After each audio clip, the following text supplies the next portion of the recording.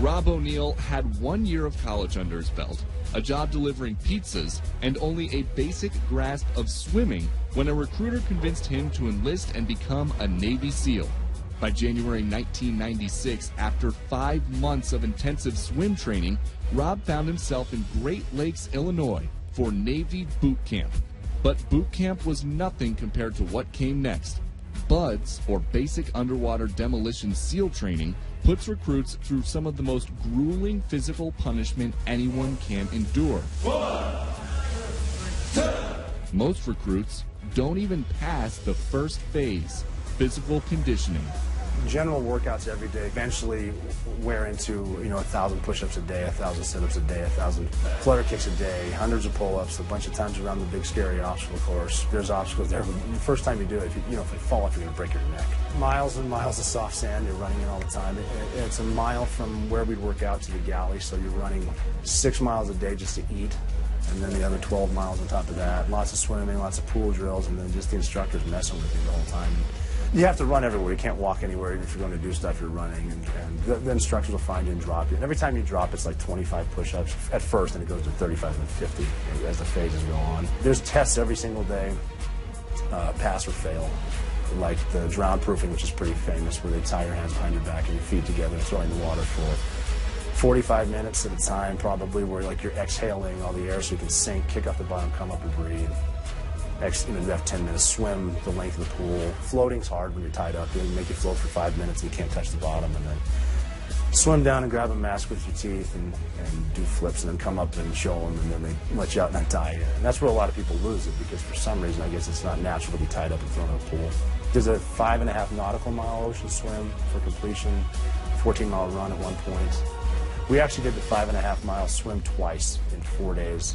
There was a Friday that we did it, and the instructors didn't like us very much, and they said, as opposed to swimming with the current, we're going to go down to Mexico and swim back to Coronado, because the tides are going that way, even though for the past 2,000 years they haven't been.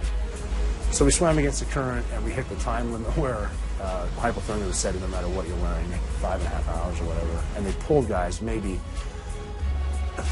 50 meters from the end. So we technically didn't finish it. So we came in Monday, and they were like, hey, we were going to have the dive physics class today, but instead, since we didn't finish the 5.5 mile swim, we're just going to do that. So go grab your fins. And that's probably the meanest thing anyone's ever done to me. Every week you have a tested 2-mile ocean swim for time, a tested 4-mile run for time, and the time decreases as you go on. And then in between these tests, you're doing calisthenics and getting your butt kicked. Part of the way through physical conditioning comes Hell Week, 5.5 days of non-stop training, 20 hours a day, with at most 4 hours of sleep at night. During Hell Week, recruits run more than 200 miles.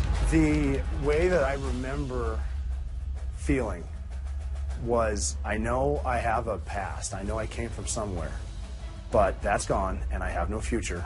I'm going to be in hell for the rest of my life. That's what it felt like. This is the worst place I've ever been. Until you get a day off, and it's the best thing you're doing. Because they give you weekends off because you need it to heal. So, the saying is everybody wants to be a frogman on Friday, especially when the sun's still out.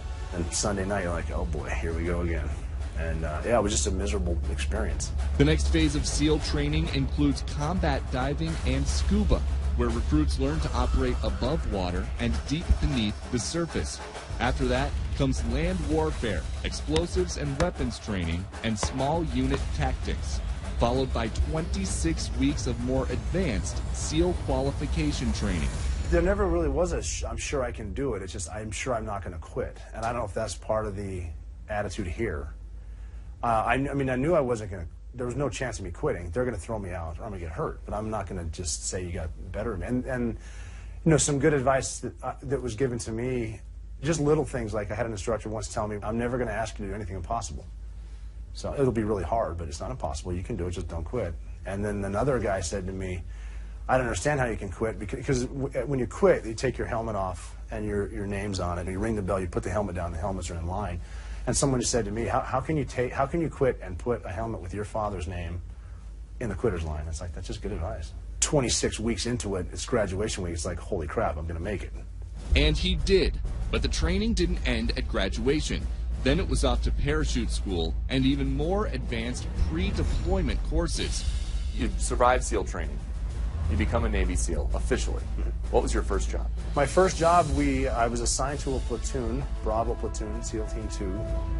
We went to the range and we were shooting Navy qualifications, and I was a pretty good shot.